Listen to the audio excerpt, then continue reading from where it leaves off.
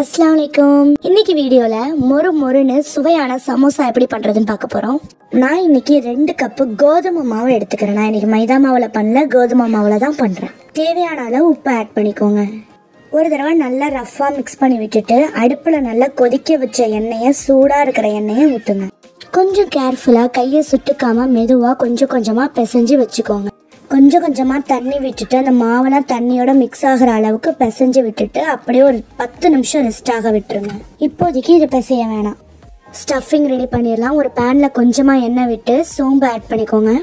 தின் ஸ்லைசஸா cut பண்ணி வச்ச onion, great பண்ண கேரட்டை இதில் ஆட் பண்ணிக்கோங்க। நீங்க உங்களுக்கு வேணுங்கிற வெஜிடபிள்ஸை ஆட் பண்ணிக்கலாம்। ஒரு 10 செகண்ட் மட்டும் வதக்கி விட்டுட்டு 1/2 teaspoon ginger garlic paste add பண்ணிக்கோங்க।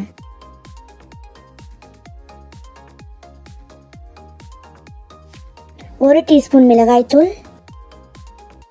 1/2 teaspoon jeera powder, pinch of turmeric powder எல்லாம் சேர்த்து ஒரு தடவை ரஃப்பா மிக்ஸ் பண்ணி விட்டுக்கோங்க।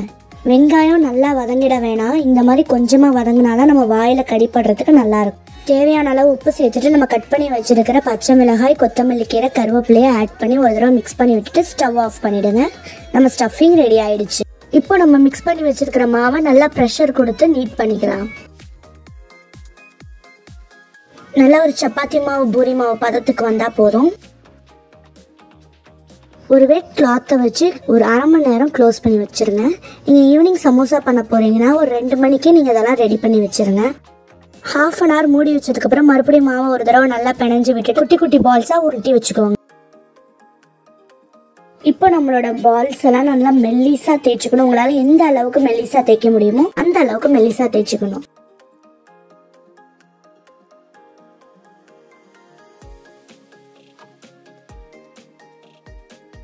பாருங்க, பேக் சைடில் இருக்கிற என்னோட ஹேண்ட் நல்லாவே டிரான்ஸ்பரண்டாக தெரியுது।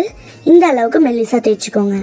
இப்போ நம்ம தேய்ச்சி வச்ச மாவை தோசை டவால போட்டு லைட்டாக டோஸ்ட் பண்ணி எடுத்துக்கணும்। ஒரு ப்ரௌன் ஸ்பாட்ஸ் நம்மளுக்கு வந்தால் போதும்। 2 ஸ்பூன் கோதுமை மாவை நான் இந்த மாதிரி தண்ணி விட்டு நல்லா வாட்டரியாக கரைச்சி வச்சுக்கிறேன்। இப்போ நம்ம மேக் பண்ணி வச்ச சப்பாத்தியை இந்த மாதிரி 3 பீசஸாக கட் பண்ணி எடுத்துக்கோங்க। சமோசா ஷீட்ஸ் ரெடி ஆயிடுச்சு। இப்போ நம்ம ஸ்டஃபிங் வைக்க ஆரம்பிச்சிடலாம்। டாப் ரைட் எட்ஜ் அந்த மாதிரி லெஃப்ட்டுக்கு கொண்டு வந்து மறுபடியும் அதை ரைட்டுக்கு கொண்டு போய் வீடியோவில் தெரியுற மாதிரி மடிச்சுக்கோங்க। இந்த மாதிரி 2 டைம் மடிச்சிங்கன்னா நடுவில் ஒரு ஹோல் வரும்। அந்த ஹோலில் நம்ம ஸ்டஃபிங்கை வைக்கலாம்। ஸ்டஃபிங்கை வச்சு மறுபடியும் அதை இப்படி க்ளோஸ் பண்ணிடுங்க। க்ளோஸ் பண்ணி பேலன்ஸ் இருக்கிற பீசஸில் நம்ம கரைச்சி வச்ச மாவை அப்ளை பண்ணி க்ளோஸ் பண்ணிட்டீங்கன்னா மாவு நல்லாவே ஒட்டிக்கும்। பயப்படாதீங்க, ஸ்டஃபிங்ஸ்லாம் வெளியில் வரவே வராது। அவ்வளோதான், பேலன்ஸ் உள்ள பீசஸ்லாம் இந்த மாதிரி உள்ளே இன்சர்ட் பண்ணிட்டீங்கன்னா நல்லாவே சீல் ஆயிடும்। எவ்வளோ ஒரு பர்ஃபெக்டான ஷேப் கிடைச்சிருக்கு பாருங்க। இதே மாதிரி எல்லாத்தையுமே ப்ரிப்பேர் பண்ணி வச்சுக்கோங்க। ஃபர்ஸ்ட் 2-3 சமோசா கொஞ்சம் கஷ்டமா இருக்கிற மாதிரி இருக்கும், அப்புறம் உங்களுக்கு அது சூப்பராகவே வந்துடும்।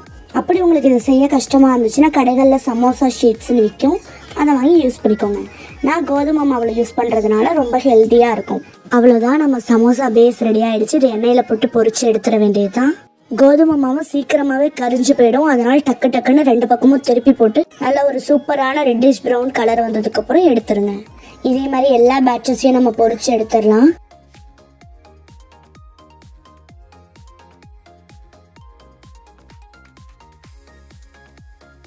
வாவ், எவ்வளோ சூப்பரான கலர்ல இருக்கு பாருங்க। பார்க்கும் போதே கடைகளில் வாங்குற சமோசா மாதிரியே இருக்குல்ல। இதை வீட்டில் செஞ்சதை நீங்க சொன்னீங்கன்னா கண்டிப்பா நம்பவே மாட்டாங்க, அந்த அளவுக்கு டேஸ்டா இருக்கும்। நம்ம வீட்லயே மைதா சேர்க்காம பண்ணதுனால இது ரொம்பவே ஹெல்தி கடையோட கம்பேர் பண்ணும்போது। ஆஹா, செம கிரன்ச்சியா இருக்குல்ல। நீங்களும் வீட்டில் ட்ரை பண்ணி பார்த்துட்டு எப்படி இருந்துச்சுன்னு எனக்கு மறக்காம கமெண்ட் பண்ணுங்க। நெக்ஸ்ட் வீடியோவில் மீட் பண்றேன்। Bye bye.